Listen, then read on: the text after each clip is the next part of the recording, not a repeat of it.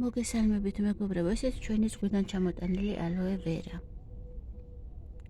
რომელსაც ძალიან დიდი სურვილი მქონდა და ძალიან უფრთხილდებოდი და ისეთი ყოჩაღი აღმოჩნდა, გარეთ რო გამოვიტანე, ნახეთ ჩვილი წყავს.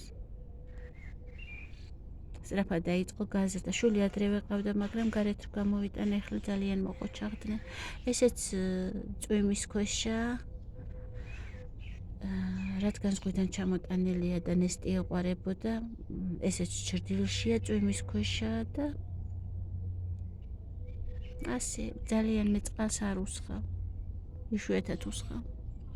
რო შევატყობ ახლა სიცხე რო წავა და გაშრება, უფრო მეც დაუსხავ და ახლა ჯერჯერობით ნაპირებზე დავდებ ხოლმე სარწყავს და იქიდან ჩავუშვებ ფრთხილად წყლებს.